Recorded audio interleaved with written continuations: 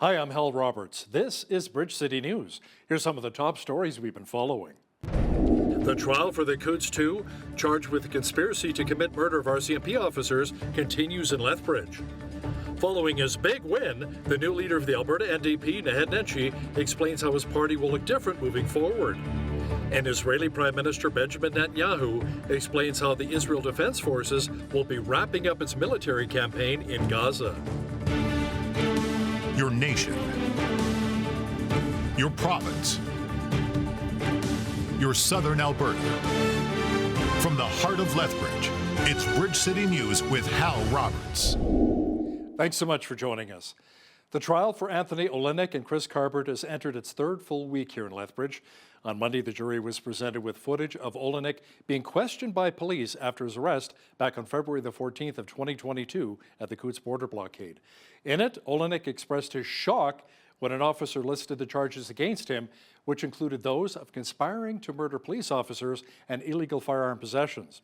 He scoffed at the mention of the charge of conspiring to commit murder and called the claim simply bizarre. Over the last couple of weeks, multiple witness testimonies from various police officers accused Olenek of claiming of preparing for war and that he would kill officers if met with force. Defense lawyers have countered those claims by citing unreliability and say the statements can be left open for interpretation. The trial is expected to continue until at least the middle of July. Lethbridge police seized more than 150 doses of meth and fentanyl, along with laying a number of charges in a downtown drug bust that took place on June the 19th. The LPS says 19 charges were laid. They executed 33 arrest warrants and seized a number of weapons, including knives, along with the drugs. Police say the operation was developed as part of a plan to increase visibility and capacity in the city's downtown core. An attack on Russian churches and police stations left at least 20 people dead and many others injured. According to our foreign affairs expert Lisa Daftari, even though no one has claimed responsibility just yet, ISIS may do so to gain even more street cred. The reason why it would not surprise me if it were to be ISIS is that they are trying to resurface, get street credibility, obviously working that part of the world. Their fixation on churches, synagogues, police, we're seeing that here in the West. So there is a parallel there, and ISIS tries to claim responsibility whenever it can. So if there's any credit left on the table, they'll be happy to take that credit for an attack of this caliber, whether they did it or not. Foreign affairs expert Lisa Daftari will also have the latest on Israel's battles with the terrorist groups Hamas and Hezbollah coming up later in our broadcast. Israeli Prime Minister Benjamin Netanyahu says Israel is winding down its Gaza operations. Netanyahu warns, however, that a war with the terrorist group Hezbollah in Lebanon could be next. He says fewer troops would be needed in Gaza, freeing up soldiers which may be needed to battle Hezbollah. השלב העצים של המלחמה בחמאס עומד להסתיים. זה עומד להסתיים. זה לא אומר שהמלחמה עומדת להסתיים, אבל המלחמה בשלב העצים שלה עומדת להסתיים ברפיח, זה נכון. אנחנו נמשיך אחר כך בכיסוח הדשא, לא נוותר להם. אגב, אתם רואים את זה. אתמול כמעט, יכול להיות שחיסלנו, אנחנו עדיין לא יודעים, את מספר 4 בחמאס, אנחנו מכים בהם ומכים בהם בעוצמה. אבל אחרי סיום השלב העצים, תהיה לנו אפשרות להעתיק חלק מהכוח צפונה. ואנחנו נעשה את זה.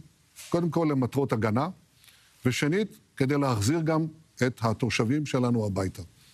אם נוכל, נעשה את זה בדרך מדינית, אם לא, נעשה את זה בדרך אחרת. Tensions appear to be escalating between Israel and Hezbollah along the northern border with Lebanon. According to TBN Israel correspondent Yair Pinto, the biggest threat is coming from Hezbollah leader Hassan Nasrallah after the Israel Defense Forces took out a senior Hezbollah operative over the weekend. Ayman Ratama's vehicle was targeted by an Israeli aircraft as he was traveling in the Bekaa Valley in Lebanon's eastern region. His role in the organization was to acquire and distribute weapons and ammunition to the terrorist forces positioned to attack Israel all over the region, but he won't be doing that any longer. The Israeli intelligence considered this evil man to be a ticking time bomb, as he was working on plans to carry out attacks against Israel and the Israeli home front in the near future. Federal Finance Minister Chrystia Freeland says Canada is investigating whether to impose a surtax on Chinese-made electric vehicles. She says a 30-day consultation on the issue will begin on July the 2nd in an effort to counter what she says is a clear effort by Chinese companies to generate a global oversupply. Freeland says it's very important to protect Canadian workers from unfair competition. Canada's auto workers are the best in the world. Our automotive sector supports nearly 550,000 good-paying Canadian jobs, many of which are unionized. Today, Canada's electric vehicle battery supply chain potential is ranked first in the world. That's right, #1 in the whole world. 3 regional chiefs are accusing the Assembly of First Nations of overstepping its mandate. They say the AFN is making decisions that will directly affect children and families without consulting them. They also say the AFN is not being transparent in its negotiations for a final settlement agreement with Canada on First Nations child and family services. The final agreement is part of a $40 billion settlement with Canada following a human rights complaint that was jointly launched by the AFN and Caring Society over Ottawa's chronic underfunding of on-reserve child welfare systems. Residents in the Toronto-St. Paul region are voting today for their new Member of Parliament. Observers are waiting to see if the riding will continue to be a Liberal stronghold. The by-election was triggered following the resignation of Liberal MP Carolyn Bennett, who held the seat for more than 25 years. She was recently appointed ambassador to Denmark. Former political staffer Leslie Church is running for the Liberals, while her primary opponent is Conservative candidate Don Stewart, who is a financial aid and marketing specialist. The polls close at 8:30 p.m. Eastern Time today. The Alberta NDP has a new leader. Former Calgary Mayor Naheed Nenshi won on the first ballot on Friday night, defeating 3 other candidates. Nenshi took home around 62,700 votes, which translated to around 86% support. Nenshi replaces outgoing leader Rachel Notley. Following his victory on Friday, Nenshi says he wants to create a party that is welcoming to all Albertans. You have to build a movement that's focused on the kind of province you want to build. And I think Albertans have spoken in large numbers about the fact that they want a better and more welcoming Alberta, an Alberta with pragmatic and smart and thoughtful government, and they just don't have it now. Cancer affects so many of us. There's still so many cancers as well that are impacting a number of Canadian families.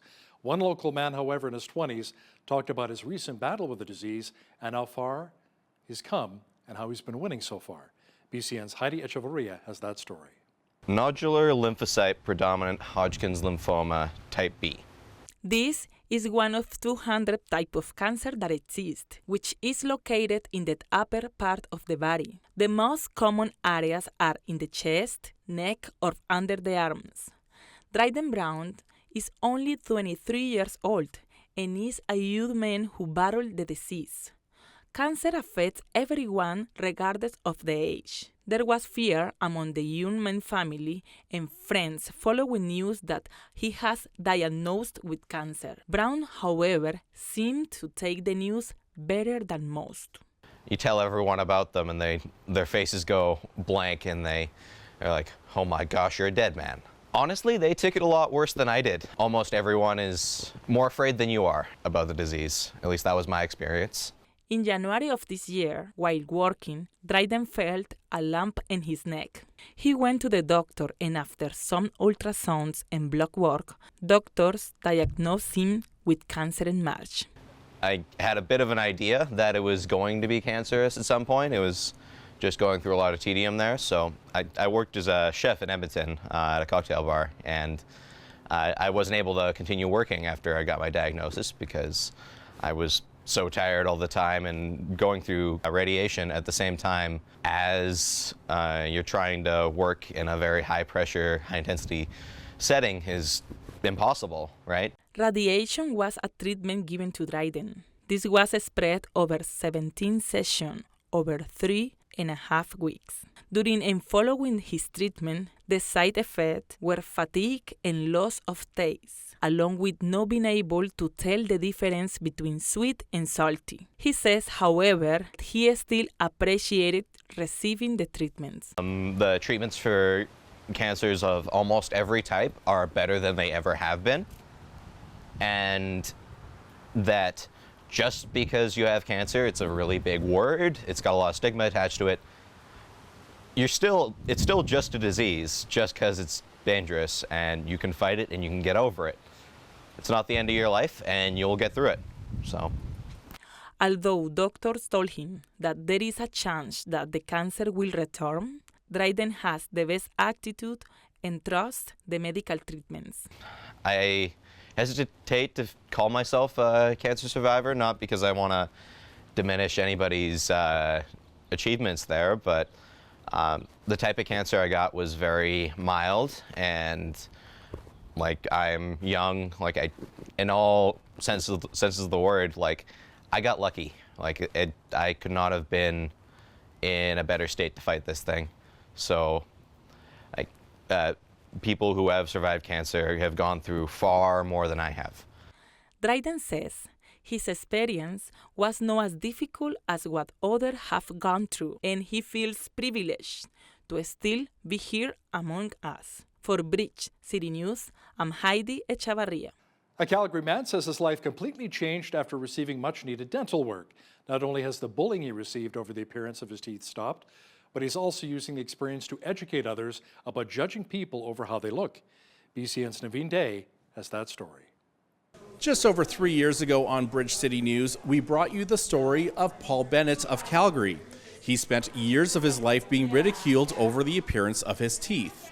Fed up of the bullying, he decided to do something about it and began saving up the thousands of dollars needed for a full extraction of teeth and a denture fitting. Even his son and employer pitched in funds. But on the day of his procedure, he received a surprise. Here is part of that story from 2021. People have driven by and said to me, "Oh, nice car you have," and then turned around and said to me things like, "Why didn't you take that money and put it into your teeth?" I just thought how sad it is that people tend to judge before they actually get to know the person, and Paul's a great guy. If you can just look past that, hey, he might have bad teeth, but we don't know his circumstance. We're so inspired by your story and what you've been through that we're going to step it up and we're going to do this for free. Wow. You're an amazing man, and I am so inspired by you. I am so inspired by you. And when Paul sees his new set of pearly whites, he and his girlfriend can barely contain themselves. Got some teeth there. They're nice and white and straight. You look great. It looks amazing. Yeah. Thank you. You're welcome. I'm now joined with Paul Bennett. He's here to give an update to his story. Now, Paul, I last saw you in 2021, and when I interviewed you right before your procedure, you seemed very beat down. Now, I'm looking at you now. This is a very different person before me. You're much more positive. You look so much happier. You're smiling in front of me. What has happened over the last 3 years? Just give us an update. Well, my life has definitely changed. The reactions people have when you have teeth compared to not is amazing. One of the stories I'll share real quick is I had a customer I had done a job for when I had no teeth. And when I went back to do another job for that person, I had my new teeth. The first thing the customer says to me is, "Paul, you got new teeth. They look amazing." You know, things like that have been the reactions of people. New employees that come and work for us, you know, they right away comment on my teeth and how nice they look. Just the overall feeling and the way people treat me is totally different and more warming and welcoming compared to when I didn't have teeth. What has that done for your mental health? Amazing. It makes me feel more confident, makes me feel better about myself, makes me smile all the time when people say things that are funny instead of sitting there looking angry. Now I'm laughing and I'm smiling and stuff, so it's been huge. And you say that you've shared your story with hundreds of people, and there's been a ripple effect. Can you just tell us about that ripple effect, what has happened, and what message your story has sent out? Well, it's been amazing, the response from people. I've shown customers that we do jobs for. I've shown family, I've shown friends. Almost everyone that I get an opportunity to show it to, I do. And the message is simple, of kindness to others. And they've turned around and said, you know, I'm going to do something today just to be kind to someone. And that sometimes is something as simple as buying a coffee for someone in behind you in the lineup. You know, just little things like that, letting someone in the lanes in traffic and stuff, you know. And those little acts of kindness that people do by seeing my videos is the whole objective that I'm trying to do, is show kindness, be encouraging to one another. Let's care for each other. Great story. Thanks so much, Naveen. The 22nd Lethbridge Rotary Dragon Boat Festival took place at Henderson Lake Park over the weekend. The annual event features over 15,000 spectators that converge in a celebration of culture and community. BCN's Landon Hickok was there and has the details. And they're off. Over 1,600 participants across over 80 teams competed in a series of races that test a team's strength, communication, and cohesion. One of the more popular cultural events in Lethbridge, this family-friendly festival also featured food vendors, merchant tents, beer gardens, and live entertainment. Oh, it's one of the best festivals that we can come to. It's the first festival of the year. You kind of find out what your baseline is against everybody else across Western Canada. It's just a fun weekend. It's such a well-run event that it's just a lot of fun for everybody.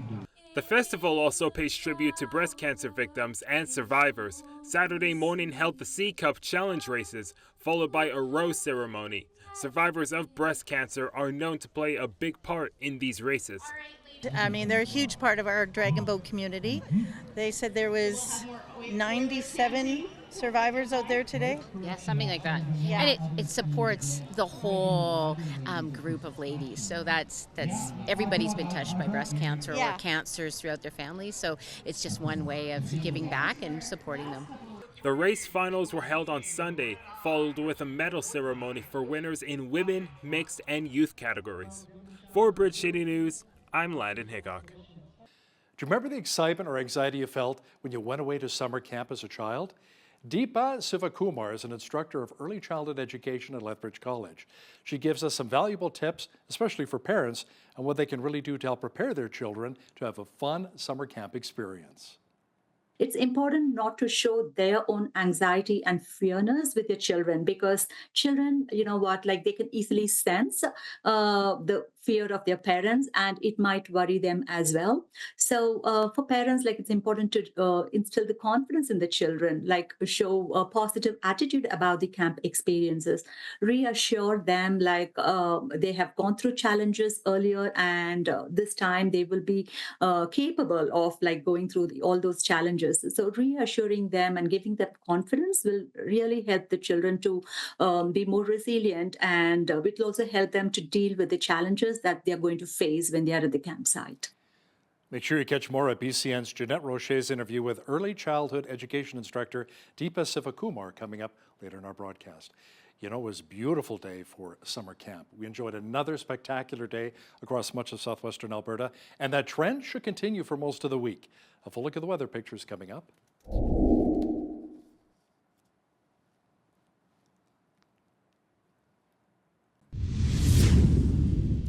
We enjoyed sunshine mixed with clouds earlier today in Lethbridge, a beautiful day. In fact, it should be a nice night for barbecue as well. Tonight, expect a mainly clear sky with a low near 8 degrees. Tuesday, expect loads of sunshine and a high near 25. Just a few clouds will roll in on Wednesday with a balmy high of 26 expected. Cooling off slightly on Thursday with a high of around 21. Now, there's a good chance of showers developing on Friday with the mercury dropping down to 19. Saturday, partly cloudy with a high near 23. Even warmer on Sunday with a high near 24 degrees expected. Now, the average high for this time of year when we look at the almanac is 23 and an average low of 9. The record high, look at that, was 34 degrees set back in 1974, and the record low was a chilly +2 in 1950. The sun rose at 5:25 and will set at 9:43. Let's see how Tuesday is looking across the rest of the country now. Just a few clouds are on tap for Victoria with a high near 21 degrees expected. Pretty much the same picture in Vancouver, clouds with a high near 20. Expect light showers and 22 degrees in Edmonton on Tuesday. Mainly sunny and 23 is on tap for Calgary. The rain clouds will also hit Regina on Tuesday with a high near 21 degrees. Showers and 22 degrees for Saskatoon. Clouds, rain, and 22 is on tap for Winnipeg. In the central part of the country, you can expect lots of humidity. Rain at 28 degrees for Toronto. Showers and 27 degrees for Ottawa. Mainly sunny and 27 as well for Montreal on Tuesday. In Atlantic Canada, expect rain at 25 in Fredericton, showers at 21 degrees in Halifax, lots of moisture at 19 in Charlottetown, and at St. John's, it should be mainly cloudy with rain and a high of 14 degrees on Tuesday. Canada's investigating whether to impose a surtax on Chinese-made electric vehicles. Finance Minister Chrystia Freeland says a 30-day consultation on the issue will begin next week to counter what she says is a clear effort by Chinese companies to generate a global oversupply. The announcement follows moves this spring by both the U.S. and Europe to hike import tariffs on Chinese-made EVs. Currently, the only Chinese-made EVs imported into Canada are Teslas made at its Shanghai factory. For the first time, Alberta's oil and gas industry has exceeded the province's own regulatory limit for natural gas flaring last year. Now, flaring refers to the practice of burning off the excess natural gas that surfaces when companies drill oil wells. Companies will often burn off the gas if the volumes are relatively small and there are no pipelines nearby to transport it.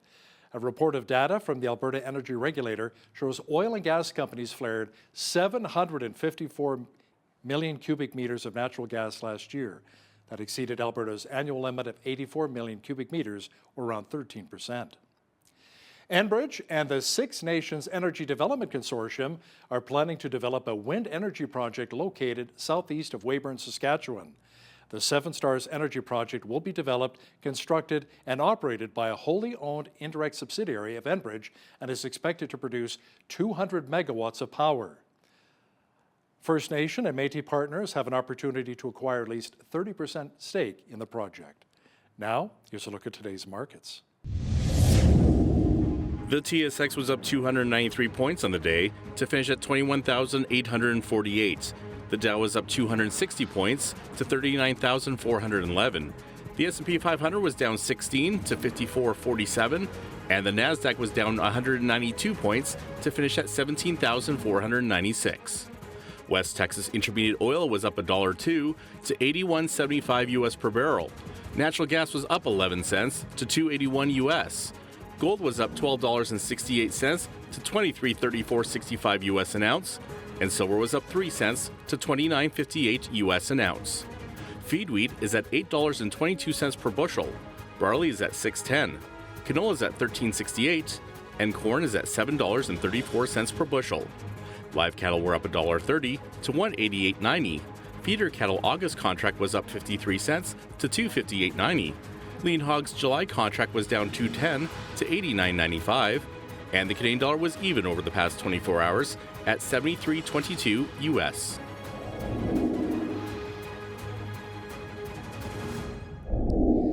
Recapping one of our top stories, the Alberta NDP has a new leader. Former Calgary Mayor Naheed Nenshi won on the first ballot Friday night, defeating 3 other candidates. Nenshi took home around 62,700 votes, which translated to around 86% support. Nenshi replaces outgoing leader Rachel Notley. An attack on churches and police stations in Russia has left more than 20 people dead and more than 40 others wounded. Our foreign affairs expert Lisa Daftari from the Foreign Desk will have details for us momentarily. Listen, when you see news happening in your community, be sure to drop us an email at info@bridgecitynews.ca. Also, be sure to check out our website anytime to have a look at a number of stories and interviews.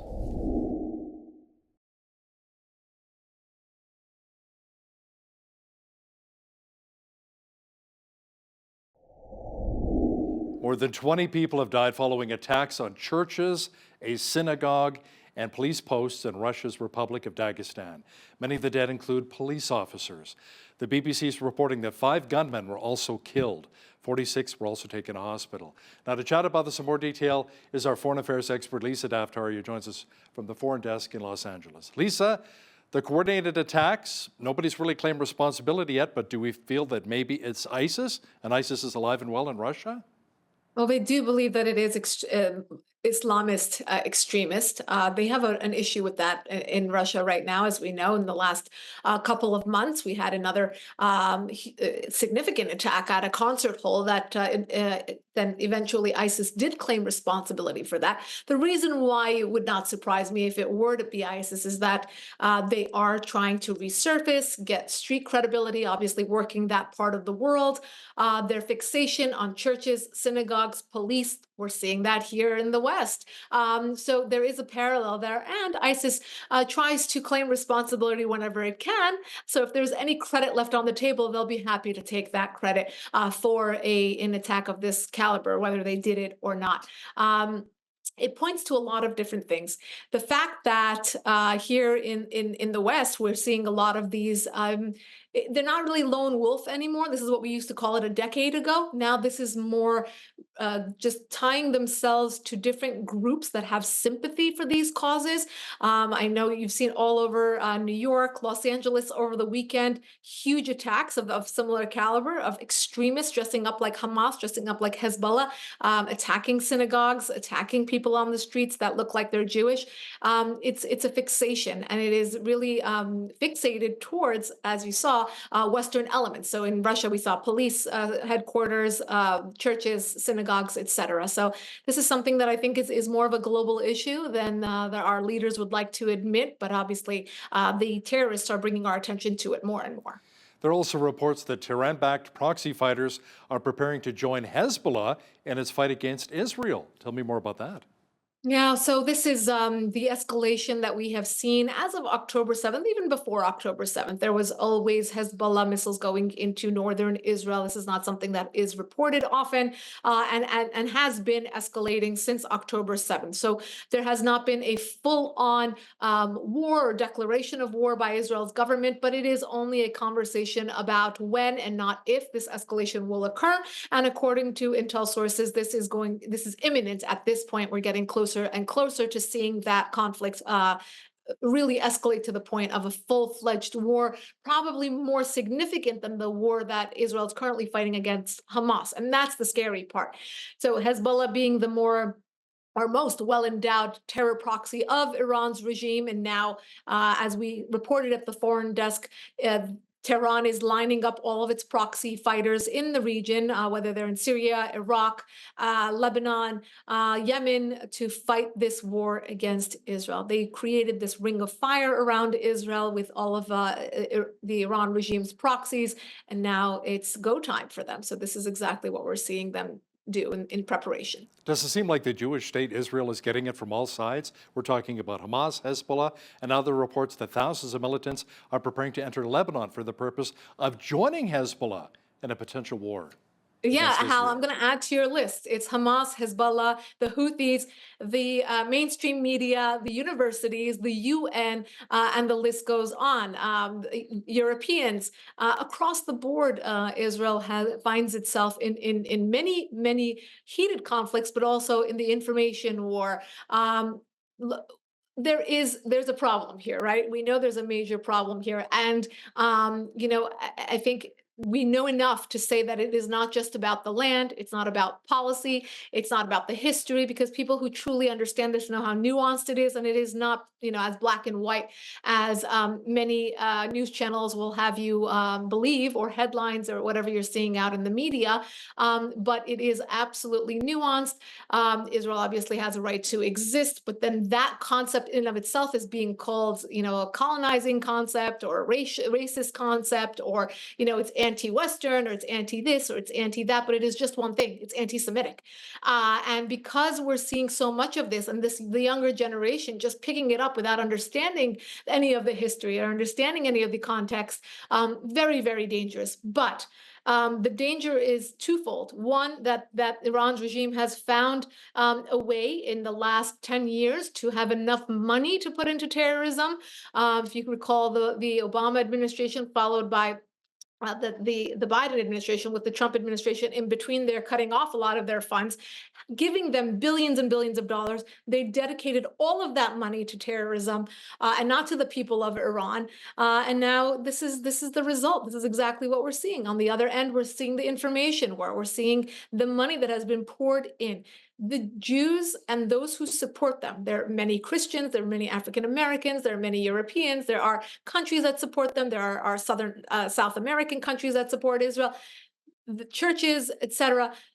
They are outnumbered by the number of useful idiots that this narrative has been able to pick up here in the West. And that is why we are seeing so much of this fighting, so much of this, quote, from the river to the sea type of slogans by, again, people who couldn't place these places on a map, but yet are entering the fight. One other thing I want to add here, Hal, is that there have been reports allegedly that that there are quote unquote human rights organizations that are paying these protesters good money to be out on the streets, burning Israeli flags, graffitiing, whether it's in New York or Canada or here in Los Angeles, we have a major problem as well. But it seems like there is money behind it. Again, this is what these reports allege.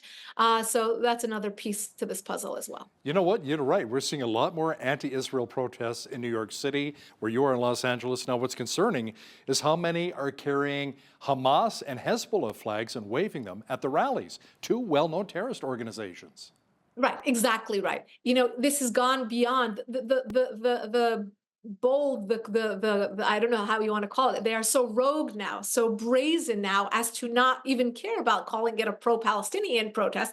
They're actually dressing up like terrorists, terror groups that are on the FTO, what the American government considers terror organization. So affiliation with these groups should lead to arrest, should lead to interrogation. But yet, again, you're seeing them on the streets. We saw them on the streets of Los Angeles just yesterday, where they were actually dressed up like Hamas and Hezbollah terrorists, holding up pictures in New York City of Hezbollah and Hamas leaders. These are the people that they're looking up to. These are the people that they want to kill and terrorize. They're not shying away from the actual narrative and calling it, for land or for water or for policies or for the Palestinian people.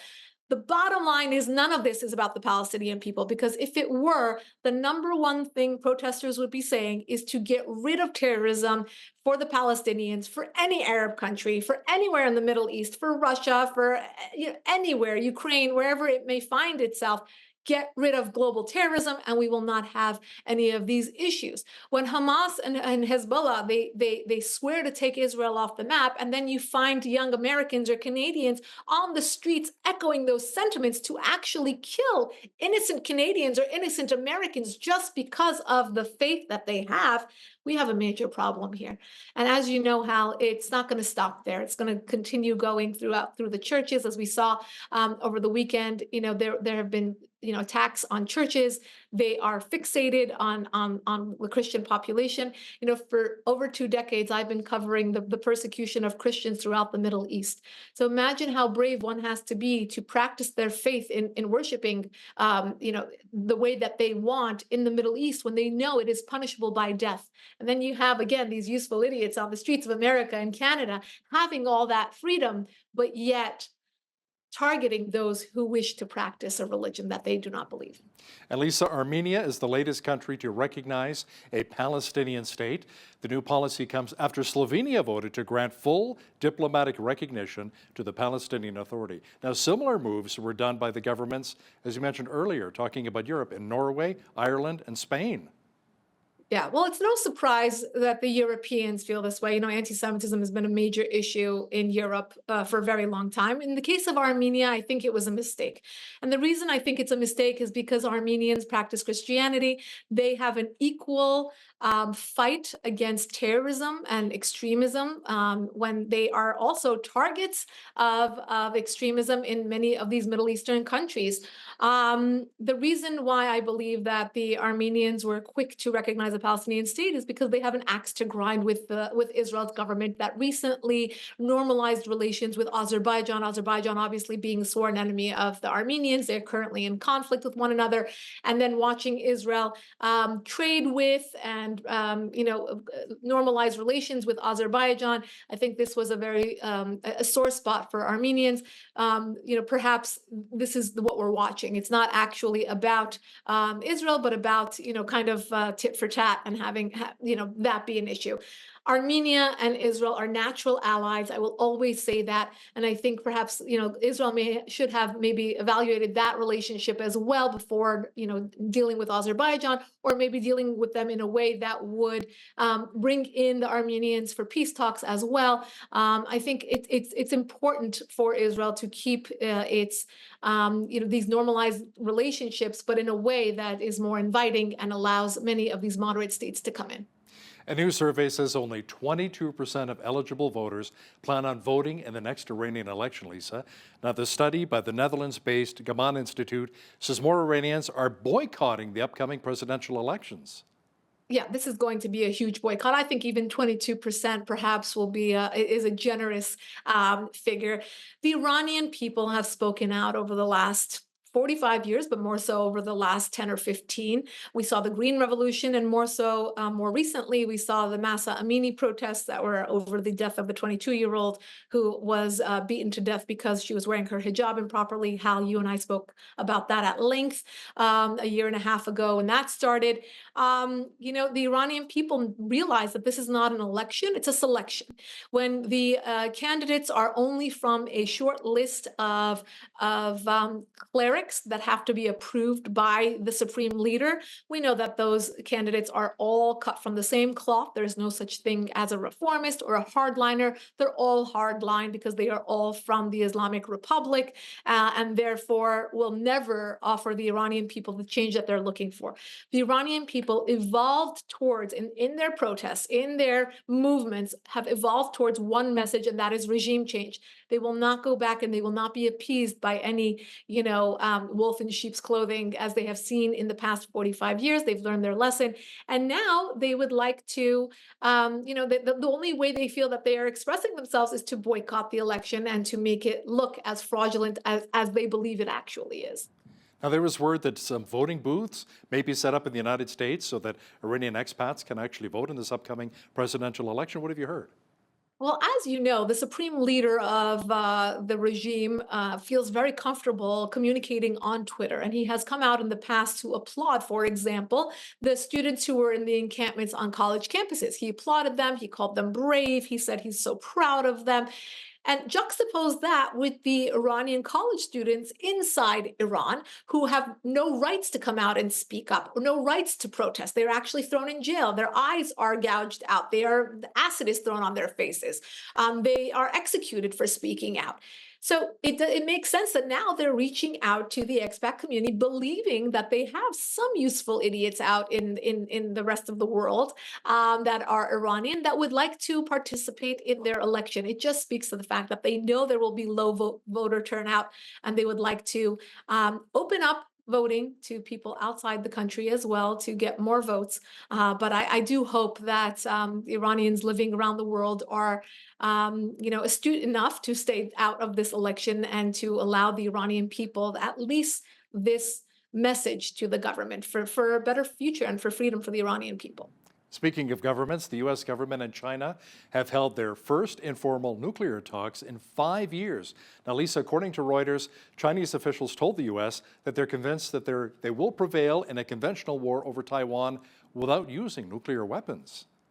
Right. This is actually a very funny, for lack of a better word, meeting, because China will do what China wants. The Biden administration cannot stop them. And we know that they have marched forward and they have created a much more robust military, much more robust military apparatus in terms of weaponry, more advanced weaponry, more advanced delivery systems. That is something, and more advanced in terms of intel, really wanting to expand and to spread, the Chinese empire. And of course, they have their sights set on Taiwan, and that's something that they have told the Biden administration quite openly. And as you said, they believe that they can defeat them. It's not a question and now, they're going to be talking about nuclear weapons. Okay, but that doesn't mean that China is still not fixated on having them. So I think this is going to be yet another meeting where China tells the United States exactly what it intends to do, and the United States pretends to deliver that, proverbial slap on the wrist, and then, they shake hands and they create some sort of, Reuters AP photo moment, and then they both move on. It's crazy to think. I mean, it's scary to think, I should say, what will happen in terms of foreign policy across the board between now and our elections in November. Obviously, China invading Taiwan is very high on the list, as well as the Hezbollah-Israel war, as well as, Iran's regime pulling something much bigger than that, because they know they can play out the clock. Regardless of your political affiliation, when one looks at the Biden foreign policy, it hasn't worked. It hasn't worked because there's no deterrence. There is no, the message delivery system is very weak in terms of telling our friends where they stand, like Israel, in terms of delivering weapons to them, in terms of being clear about supporting them. And it has been very weak in terms of letting our enemies know where they stand, in terms of the Houthis and Hezbollah and Hamas and Iran's regime. And China, of course, Russia too. So you can add a lot more to that list. So I think that is something to really focus on. I know that foreign policy isn't really a big issue when it comes to our elections here. It's not high on the list for people, and I can understand why, when there is, national security issues from the border or the economy, inflation, of course, gas prices, food prices, etc. But of course, here at the Foreign Desk, we're foreign policy all the time. I think it's very it's something of a warning for Americans and Canadians to really wake up and understand how damaging a bad foreign policy can be. Foreign affairs expert Lisa Daftari, thanks so much for joining us today from the Foreign Desk in Los Angeles. Thank you.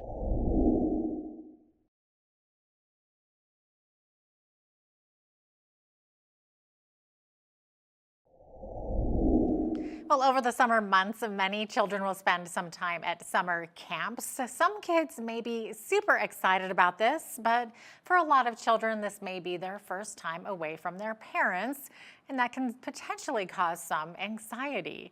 So today we're going to chat about some of these challenges with Deepa Sivakumar. She is an instructor in Lethbridge College's early childhood education program, and she has more than a decade of experience in childcare and leading summer and after-school programs. So welcome to Bridge City News, Deepa. Great to have you on today. Thanks for having me today. Absolutely. I hope I said your name properly there too. Yes, yeah, it's perfect. It's correct. Okay, well, welcome. And Deepa, from your experience, how do younger children typically respond to their first time at summer camp? Is it, generally speaking, a bit of a mild anxiety, or is it a bit more than that? I would say it depends upon each child. So, like some children, they are more extroverts. They just really excited about trying new things and going to the camp, meeting new friends. And as soon as they see their fun activity in front of them, they just jump in. But for some children, like it might be fearful and scary. So I think it's normal for the children to have a mixture of nervousness and anxiety to try new things. So they might show some symptoms like being withdrawn or shy to participate in an activity and talking to new people. Some children might cry as well. But I think with the support from the educators and parents, children will be able to cope up with these challenges. Yeah, and what age group are we talking here? We're talking quite young children? Like I would say like 3 years and up. Yes, yeah. And as I said, like it doesn't depend upon the chronological age, it depends upon the developmentally appropriate age as well, because each child develops at a different stage. So depending upon their developmental level, their attitude, their personality types, the anxiety level increases or decreases. And as I said earlier, like some children are just very open and very casual, and they'll just fit right in the new environment. But for some children, it might be hard. Yeah, that's not every kid. That's right. And as parents, we also have a part to play here as well, too, right? So should we maybe be going over specifics about the camp with them ahead of time, like sort of describing what kinds of activities will be taking place? Is that helpful? Yes, of course. Like parents play a very big role in helping the children to know more information about the camp prior to the start date.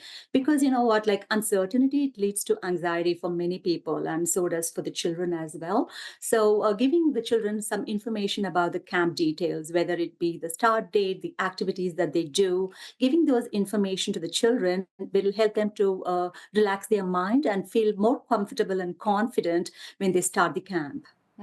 Yeah, good idea. And I would imagine also it might be a good idea to show your child maybe some pictures or videos of the camp that they'll be attending. Would that be helpful?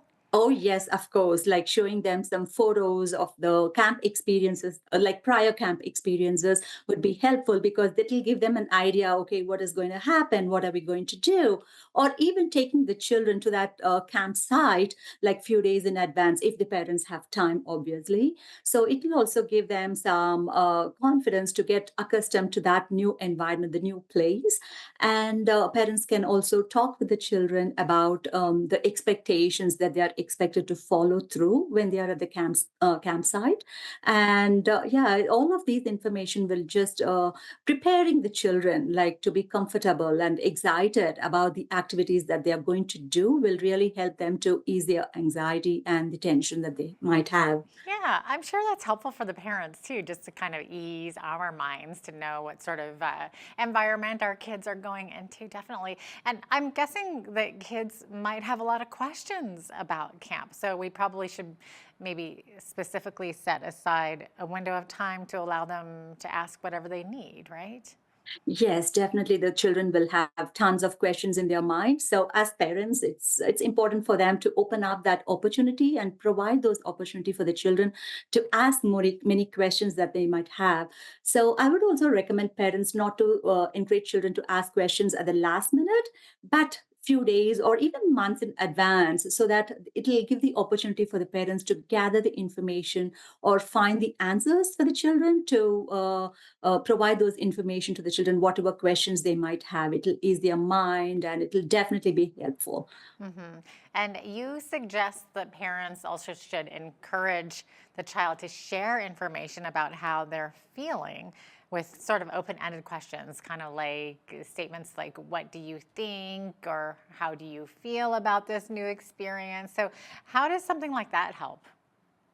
Asking open-ended questions is really really important because like open-ended questions like helps the parents or anybody to find out what the child is thinking about, what are the child's fear about the camp experiences, what does the child think about doing going to the camp, or what is the child excited about, because even if they're parents, like it'll be hard to mind read the children's mind, right? Like so putting those questions open-endedly helps the parents to gather more information from the children, and then it'll help the parents to support them positively. So I would suggest parents to refrain from asking leading questions or closed-ended questions, like questions that generates yes or no answers.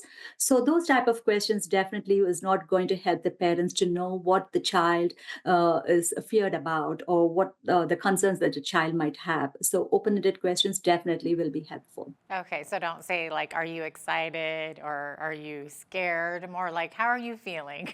Yes, yeah. How are you Yeah, feeling about this yeah. experience? Like, what do you think about this horse riding experience? What do you think you're going to do when you go for a like a canoe experience? Something like that. Like keeping it open ended Yeah. would be helpful. No, that's awesome advice. And Deepa, you also say that parents should role model confidence and empathy through our body language and our tone of voice, and that this will send our child a message that we care about how they're feeling and are there to support them through this journey. So how can we do this? What does this look like?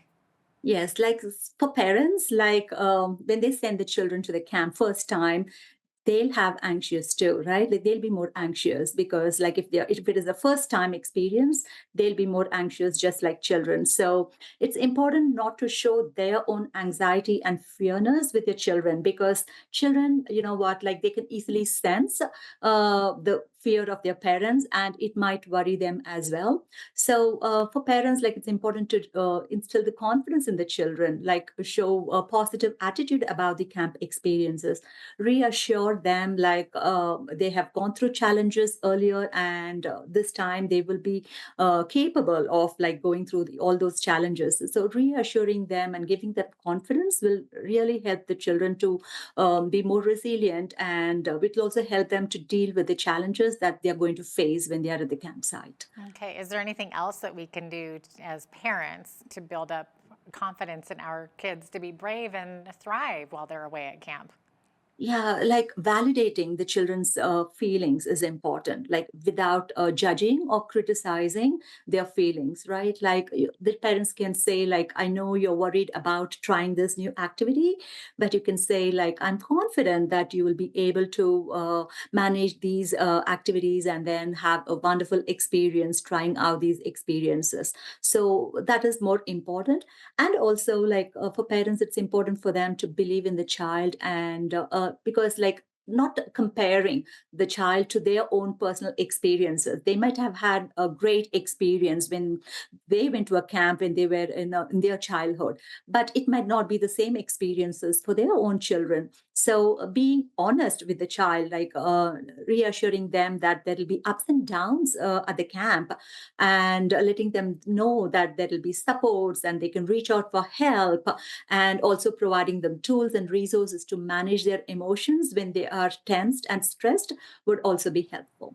Okay, well, this is all good advice, but what if parents have tried all of these things that we've been talking about, but the child is still showing a lot of anxiety? Is this something to be alarmed about? You know what, like if these strategies are not working for the children and if the child is still very anxious, I would recommend seeking the help of a professional. A psychologist might offer additional strategies that can address the children's specific fears or concerns. Okay, because there might be some deeper issues there. Hmm. Interesting. Okay. Yeah. Now, Deepa, you suggest that it may be helpful to help your child relax by taking some deep breaths to focus on positive things rather than on fear, and to maybe play some calming music. That's helpful?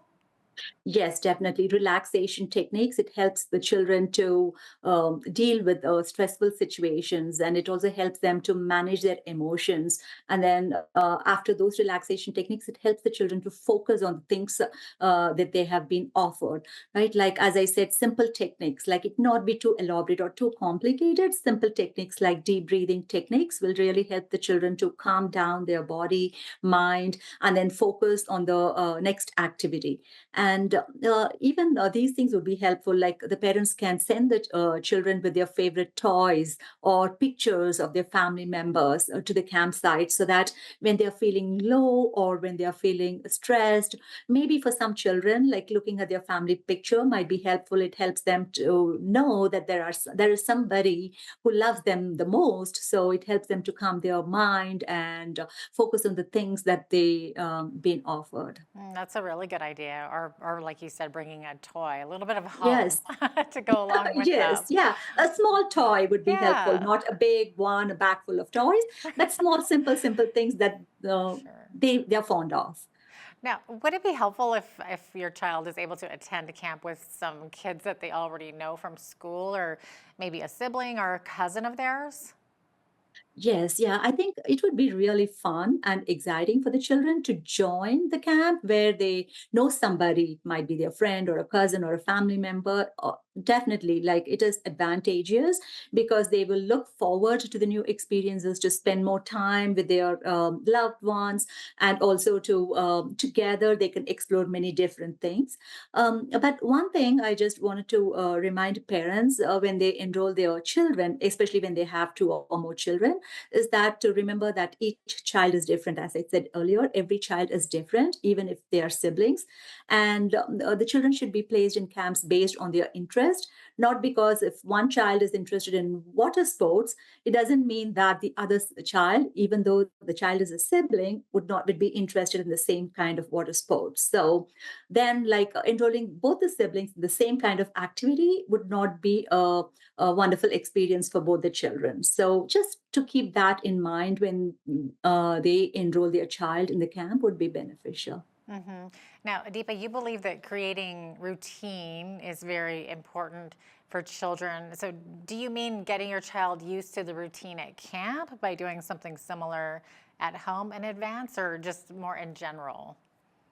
I wouldn't say like doing a similar kind of activity at home would be beneficial because then they will lose interest. Like if they're doing the same activity at home, then it won't be fun when they're doing at the campsite.